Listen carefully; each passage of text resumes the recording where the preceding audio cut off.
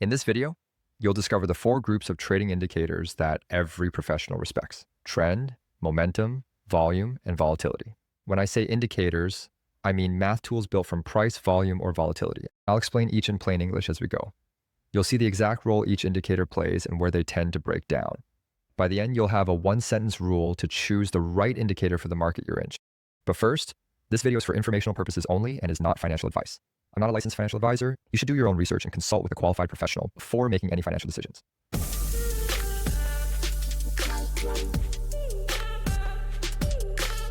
Hey, welcome to the Trading and Investing Hub. I'm Alex, and today we're talking about indicators used in technical analysis. Starting out, we need to clear up a common trap that keeps most beginners stuck. One of the biggest roadblocks traders hit early on is the illusion of the perfect indicator. It's the belief that somewhere out there is a single, flawless signal that will always call tops and bottoms.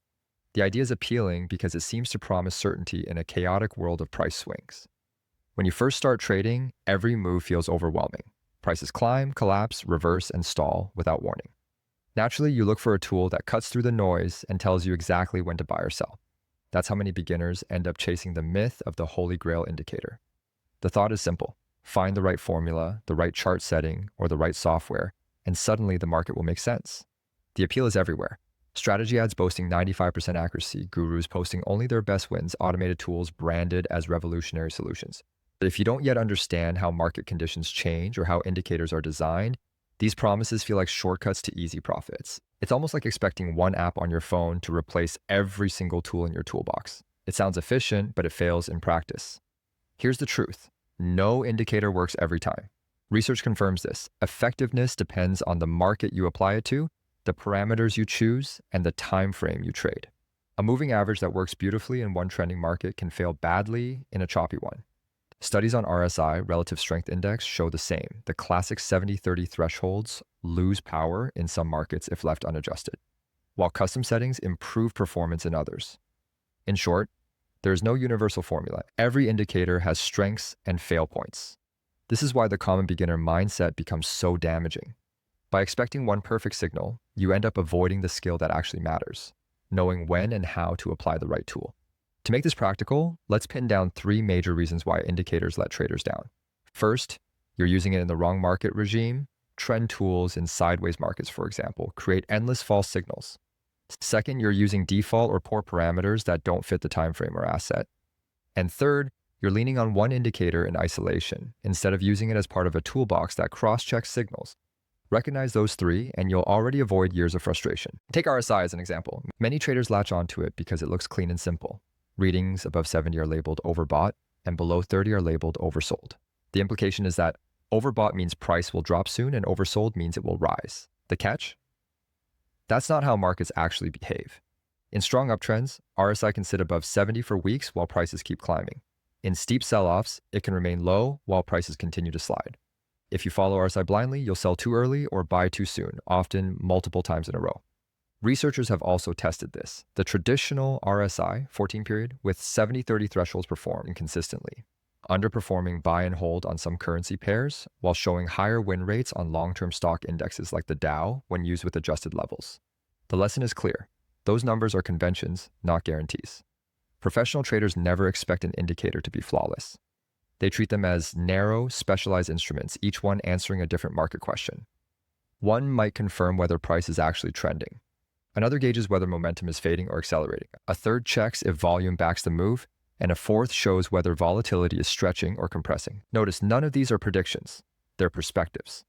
Just like a mechanic switches between a wrench, a screwdriver, and a gauge, traders switch between indicators based on the problem they're solving.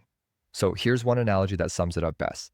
Imagine a carpenter stepping onto a job site with only a saw. That saw might cut wood, but try hammering a nail or tightening a bolt with it. You either waste time or wreck the material. The carpenter with a full toolbox works faster and avoids costly mistakes because he knows which tool to use for which job. Trading indicators are no different. It's not about finding the perfect saw. It's about knowing how to reach for the right tool when the situation calls for it. To make this stick, here's a quick exercise. Think of one indicator you currently lean on most. Maybe it's RSI, maybe MACD, maybe moving averages. For the rest of this video, keep it in mind and mentally test it against the different market environments we'll cover. Ask yourself, does this tool work in a trend? In a range? Does it need adjustment? That awareness alone will shift the way you see indicators. Here's the bottom line. No standalone signal will unlock success. The real edge comes from understanding each indicator's job, recognizing its weaknesses, and pairing it with others in the right context. Professionals don't waste time hunting for perfection. They focus on matching the right tool to today's market condition. That's what takes you out of the endless cycle of frustration and moves you toward consistent trading decisions. With that foundation in place, we can now look at the 4 key groups of indicators. Each group solves a very specific type of market puzzle. Let's begin with the first, the ones designed to show you the overall direction of the crowd and help you ride it, without getting crushed when the herd suddenly turns. Trend indicators are designed to show you the underlying direction of price over time, smoothing out daily noise so you can focus on the bigger picture. The most common of these are moving averages, or MAs. They take past prices, average them, and plot the result as a line. That line can reveal whether the market is drifting upward, sliding downward, or stuck in neutral. There are 2 main types worth keeping in your toolkit. A simple moving average, SMA, gives equal weight to all data points in its window, while an exponential moving average, EMA, puts more weight on recent prices. In plain terms, SMAs are smoother but slower to react, while EMAs respond quicker but can create more false signals. That's the basic trade-off. You get stability with SMAs and responsiveness with EMAs. This brings us to an important point. Moving averages don't predict the future, they confirm what has already been happening. Because they're built from past data, they naturally lag. Think of them like a rear-view mirror. They show you where you've been, not what's around the corner. That lag creates a dilemma. Wait too long, and you miss part of the move, jump in too early, and you risk acting before the indicator has confirmed anything. One of the most widely recognized strategies is the crossover method, especially the golden cross and death cross. The golden cross occurs when a shorter-term average, like the 50-day, crosses above a longer-term one, such as the 200-day. Many traders see that as a bullish sign. The death cross is the opposite, a bearish hint when the shorter average falls below the longer one. On paper, these crosses appear clean and decisive. But in sideways or choppy markets, the reality is messier. Averages cross back and forth without any lasting trend, causing repeated losing trades. Researchers have tested this problem directly. For example, a long-term backtest on the Dow Jones Industrial Average found that a simple 50-day SMA strategy only had a 28.6% win rate, while a 50-day EMA managed 30.7%. Those numbers highlight how raw, unoptimized moving averages can underperform unless you adjust parameters for the market at hand. To make the cost of this crystal clear, imagine trading through a prolonged sideways phase. Each time price pokes above a moving average, you buy. Each time it slips under, you sell.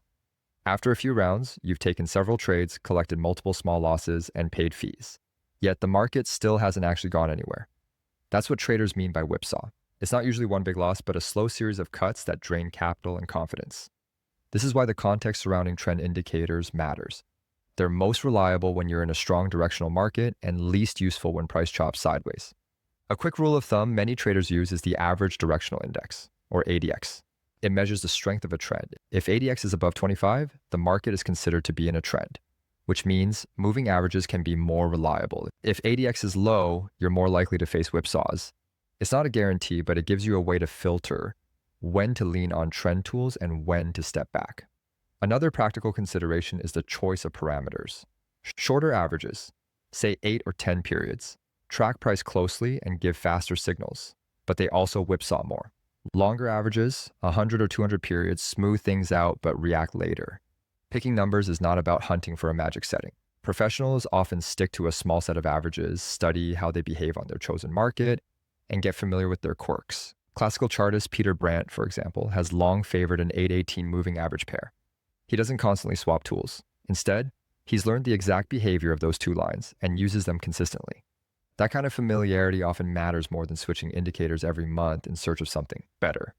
Here's the takeaway. Trend indicators are best used as a compass, not a stopwatch. They show whether the tide is flowing up or down, but they won't tell you the second to buy or sell. If you rely on them alone for precise timing, you'll usually be late or misled. Instead, use them to frame the big picture, then turn to other tools to refine entries and exits. And that sets up the next big lesson. Once you've got a handle on direction, the next challenge is spotting when a move is speeding up or running out of fuel. That's where another group of indicators comes in, the ones that try to flag shifts before trend tools confirm them. Momentum indicators step in when you want to measure not just where the market is heading, but how forcefully it's getting there.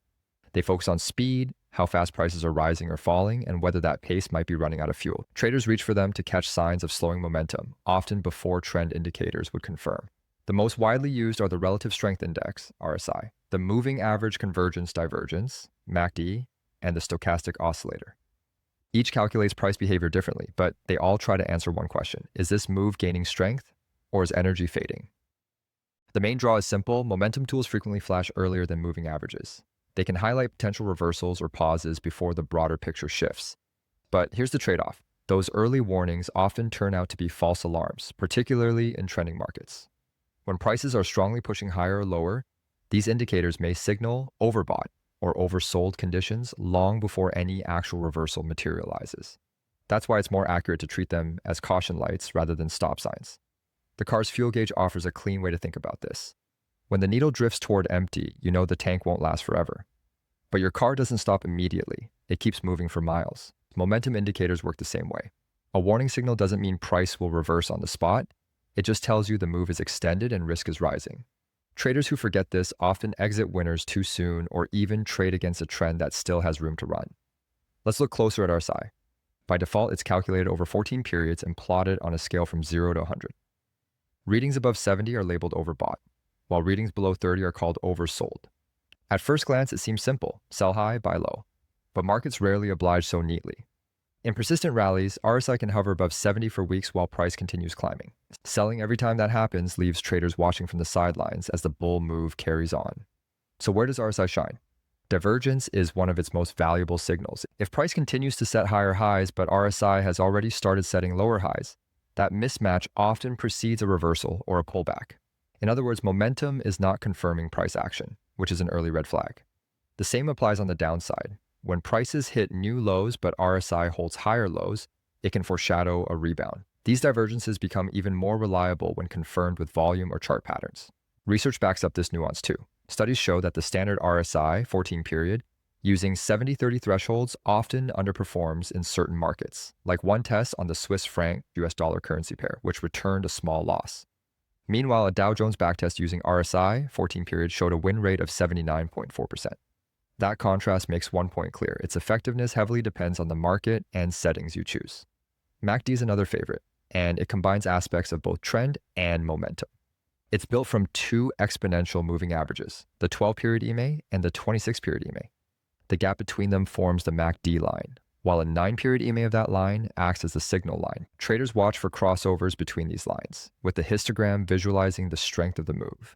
In strong trends, MACD can keep you positioned for the majority of a run. But in sideways markets, the lines cross repeatedly, creating whipsaws and small, frustrating losses. Historical tests illustrate this mixed record. A DJIA backtest found the MACD strategy had only about a 40.1% win rate. By contrast, other studies found markets like the Milan Index generated statistically significant returns with MACD. Again, performance depends on market environment and parameter choices, not on the indicator itself being inherently good or bad. The stochastic oscillator works with a related principle. It compares a closing price to its recent price range over a set number of periods, usually 14, and scales the result from 0 to 100. Readings above 80 are considered overbought, below 20 oversold. In sideways, range-bound markets, it can help pinpoint reversals around support and resistance levels. But in trending conditions, it often flashes repeated extremes, misleading traders into fighting the prevailing move. Its strength lies in showing when prices stretch within a contained range. Its weakness is overfiring during one-directional markets. These same traps have appeared repeatedly in heavily followed assets like Bitcoin. During strong rallies, RSI hovered above 70 for long stretches. Traders who treated that as a hard sell signal often exited too soon or shorted, only to watch the trend push much higher without them. The indicator wasn't wrong. It was accurately reflecting extraordinary momentum. The mistake came from misreading its meaning. Here's the bottom line you can apply right now. Momentum indicators are best understood as caution lights. They highlight when a market may be losing steam, when a rally might be tiring, or when a sell-off may be stretched. But they don't tell you to hit the brakes immediately. Their highest value often comes from divergences, especially when supported by signals from other tools. The smart way to use them is to fold them into context. Pair momentum with trend analysis for direction, or with volume to judge conviction. That's how you separate false alarms from truly actionable alerts. Next, we'll look at one of those missing pieces: Because while momentum can warn you of potential shifts, there's another factor that reveals whether the market actually believes in the move. And this is where many traders miss out. Price tells you what happened, but volume tells you how strongly the market stood behind that move. That's the job of volume indicators, the market's lie detector.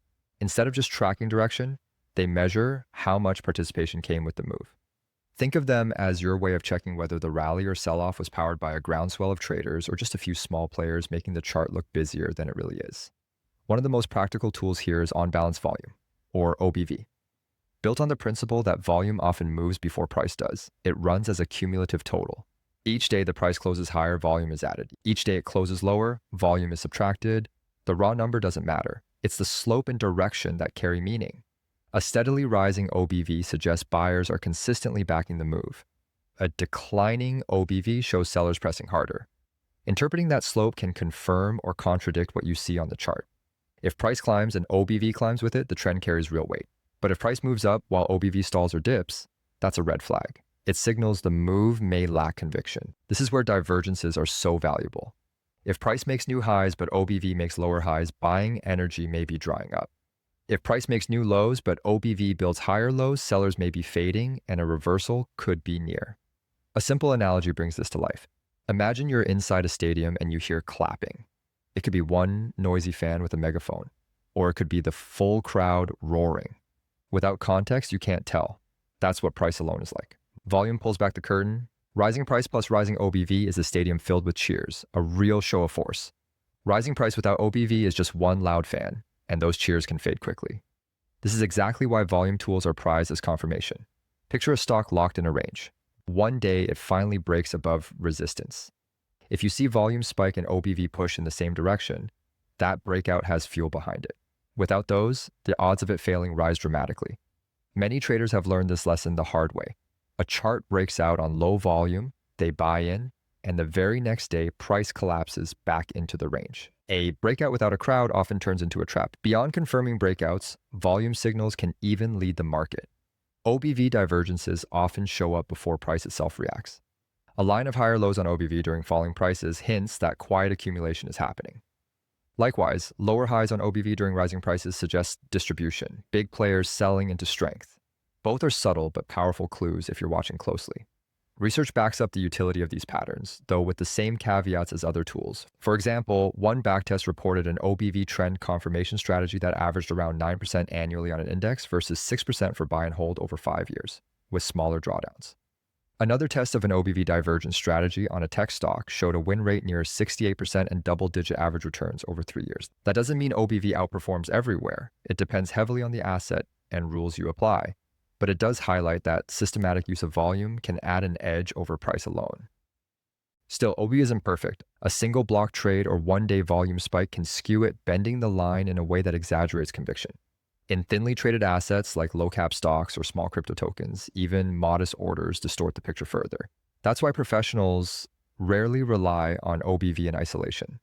They combine it with context from price patterns, trend direction, or other indicators. Think of volume confirmation as a filter rather than a trigger. It won't give exact entry or exit signals on its own. What it does is help you judge whether the market truly stands behind a breakout, a trend, or a reversal. When OBV agrees with price, conviction is there. When it doesn't, trust the volume first. To keep this practical, here's the key exercise. Every time you see a breakout, check what OBV or volume is doing. If they climb in sync with price, the move is likely to stick. If volume stays flat or falls, view the price action with suspicion. That one step helps you avoid being the trader who buys the parade nobody showed up for. Here's the bottom line. Price can be deceptive, but volume exposes the truth. Treat OBV and other volume indicators as lie detectors that confirm whether the crowd is really behind the move. Just remember the limitations. Watch out for isolated spikes and thin markets, and always cross-check with price context. Next, once you've seen whether the crowd really supports the move, the next question becomes, how restless is the market itself? Because conviction is one thing, but the size of each swing tells you whether conditions are calm or ready to explode. That's when volatility tools start to matter. Sometimes it's not enough to know whether the market is going up or down. You also need to know how stable it feels. That's the role of volatility indicators. They measure the intensity of price swings. Instead of answering bullish or bearish, they tell you whether conditions are calm or stormy, which can be just as important in shaping decisions. Two of the most practical volatility tools are Bollinger Bands and the Average True Range, ATR. Think of them as gauges of the market's mood. Bollinger Bands show when prices are compressed or stretched, while ATR translates the size of price moves into a single number that helps you plan trade risk. Bollinger Bands consist of a middle moving average, commonly 20 days, with two outer bands that expand or contract based on recent volatility. Wide bands mean the market has been swinging hard. Narrow bands signal quiet consolidation. Traders often use a squeeze setup where the bands tighten significantly to anticipate a breakout. The squeeze does not indicate direction. It only signals that volatility is about to increase. Professionals usually wait for a decisive move past one of the bands, confirmed by volume or another indicator, before committing to the trade. Another application, often called the bounce, looks for mean reversion in range-bound markets. If price touches the lower band, traders may buy, expecting it to move back toward the midpoint. If it touches the upper band, they may sell, anticipating a pullback. This approach works best during stable or narrowing bands. The danger is misapplying it during strong trends. Prices can walk the band for days, hugging one side while continuing higher or lower, which traps traders expecting immediate reversals. Research reinforces why many traders respect Bollinger Bands. In historical tests on the Dow Jones Industrial Average, certain Bollinger Band strategies posted strong win rates, around 77% in sample and 81% out of sample. These numbers highlight their potential, but the key caveat is that results vary widely depending on the parameters chosen and the market environment. Used carelessly, the same tool can mislead as easily as it can help. The average true range works differently. Instead of drawing lines on a chart, it provides a number that reflects the average size of recent price ranges, including gaps. A high ATR tells you the market is swinging wide. A low ATR says price movement has tightened. Importantly, ATR does not signal direction. It only measures the degree of movement. Traders rely on ATR most often for risk management. The idea is simple. Use ATR to guide stop-loss placement. In a high volatility market, tighter stops are vulnerable to normal daily noise. In a quiet market, you don't need as much breathing room. Many professionals test multiples of ATR to decide how much room to give their trades without being shaken out by ordinary fluctuations.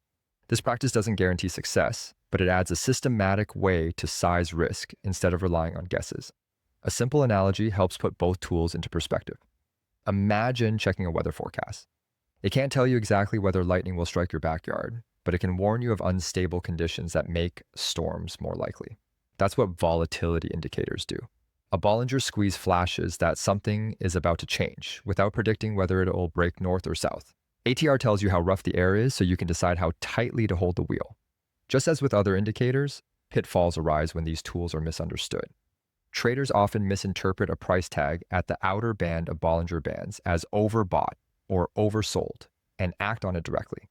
In strong trends, this assumption fails repeatedly because prices can run along a band while volatility continues to expand. With ATR, the mistake is often ignoring context. Some beginners place stops without considering average range, leading to unnecessary losses when normal market noise knocks them out of good trades. The real power of volatility indicators shows when you integrate them into a broader plan. Trend tools tell you direction. Momentum tools warn of strength or weakness. Volume shows conviction. Volatility identifies the environment, whether conditions favor big swings or quiet drift. Used together, these perspectives give you a more complete picture than relying on any single one. Here's the bottom line. Volatility tools don't forecast direction. Their role is to keep you aligned with the reality of market conditions. Bollinger Bands can signal when a market is coiling for expansion. ATR helps you set realistic stop distances and manage risk intelligently. Combined with trend and momentum indicators, they allow you to avoid chasing false reversals and to position yourself with the right amount of room for the market's natural movement. So far, we've covered the four major groups: trend, momentum, volume, and volatility, and seen how each answers a different question. But knowing these tools isn't enough on its own. The real challenge traders face is deciding which to use in which kind of market. And that's where many beginners get stuck. Rule of thumb. First, identify regime, trending, or ranging, then pick your indicator group. Trend tools for trends, oscillators for ranges, volume to confirm, and volatility to size risk. That single sentence covers the backbone of building your own indicator toolbox. Most traders don't fail because they lack tools. They fail because they don't match the tool to the right environment. Throwing 6 indicators onto a chart without understanding when and why to use them only creates clutter. A clean, disciplined toolbox means fewer but more purposeful choices. One of the biggest traps for beginners is redundancy. Stacking 3 different oscillators, say RSI, stochastic, and commodity channel index, CCI, feels like confirmation, but in reality, it's just an echo. They're all measuring momentum in slightly different ways and will often fire the same signal at the same time. This doesn't make the setup stronger, just noisier. Research and professional practice suggest instead combining complementary categories: a trend measure plus a momentum check confirmed by either volume or volatility. That's what creates true confluence, independent tools pointing toward the same outcome. To make this systematic, here's a simple 3-step process you can follow every time you open a chart. Step 1. Check the daily or weekly trend and the ADX. If ADX is above 25, that suggests the market is in a healthy trend. If it's below 25, you're likely looking at a range. Step 2. Once you've identified the regime, select one tool that fits. In a trending market, use a trend indicator, like a 50-day moving average, to confirm direction. In a range, use an oscillator like RSI or stochastics to see where momentum is stretched. Step 3. Before acting, confirm with volume and volatility. If volume supports the move and volatility conditions are clear, whether steady or about to expand, you have a more complete picture. Without this last check, even the best setups can mislead. Let's anchor that with one example. Imagine the 50-day moving average is pointing upward and price is comfortably above it. That gives you trend confirmation. At the same time, RSI has dipped back into neutral territory and is now curling upward, showing the pullback may be over. Finally, you spot an increase in volume as price starts to lift again. Trend is intact, momentum has reset and regained, and volume signals conviction. That trio paints a far clearer picture than stacking 3 variations of RSI and convincing yourself of triple confirmation. The key is not trying to find the perfect combination that works for everyone. Instead, build one set that you understand thoroughly. You might choose a moving average for trend, RSI for momentum, OBV for volume, and ATR for volatility control. Familiarity matters more than endless tinkering. When you know how your selected tools behave across different markets, you won't panic at every misleading spike or divergence. Now let's pause and clarify leading versus lagging, because this distinction sharpens your toolbox. A leading indicator, like RSI, tries to anticipate shifts early. A lagging indicator, like a moving average crossover, waits for confirmation. Neither is better. Beginners often dismiss lagging tools as too slow, but they play a vital role in filtering false alarms. By pairing a leading clue with a lagging confirmation, you get both a heads up and a check. Professionals value the clarity that comes from using both perspectives together.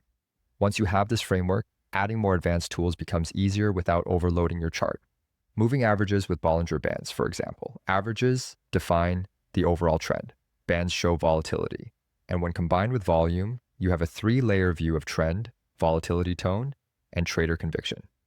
Similarly, Ichimoku cloud charts incorporate multiple signals at once, but are often paired with RSI or volume to avoid overconfidence. Fibonacci retracements matched with candlestick patterns and momentum divergence can add another independent confirmation. In each case, the guiding principle doesn't change. Diversify your information sources, don't duplicate them. Here's where practice comes in. Before committing money, backtest your chosen mixture. Look at past charts. Does your trend tool hold up most of the time when ADX is high? How often do your volume filters weed out false breakouts? Paper trading can then test this process in real time, building your confidence without financial risk. Many traders skip this step and jump from tool to tool, mistaking constant change for progress. The smarter approach is repetition, running the same checklist until it becomes second nature. Here's the bottom line for building your toolbox. Avoid the clutter of redundant indicators. Start with the rule of thumb. Trend tools for trends, oscillators for ranges, volume for conviction, and volatility for risk sizing. Use the 3-step process. Identify regime with ADX and higher time frame. Choose one indicator aligned with that regime, then confirm with volume and volatility. Backtest your mix, paper trade it, and resist the urge to constantly swap things out. Think of it this way. You don't need 10 different toolkits. You need one reliable layout with a few tools you know how to handle. Create one favorite setup for trending phases and one for ranging phases. Then practice them until you can recognize the signals without second guessing. The simplicity of that structure frees you to focus less on searching for the perfect tool and more on executing consistently. And this brings us to the deeper truth. Indicators provide structure and insights, but what happens with them still depends on you. The tools only help if the person holding them applies discipline. That's the final piece we need to talk about. Here's the takeaway. Identify the regime first, use complementary indicators for confluence, and remember that risk management and testing beat indicator chasing. Those 3 rules will carry you further than adding another signal to your chart. A practical next step is to test one indicator from each group on a demo account Then backtest them on at least one trending and one ranging market. Log the results in a trading journal so you start seeing patterns in their strengths and weaknesses. Comment below with the one indicator you rely on most and the market condition you struggle with. Indicators don't trade the market, you do. Your edge comes from risk control and managing your own psychology. If this helped, subscribe for more clear, practical trading guides.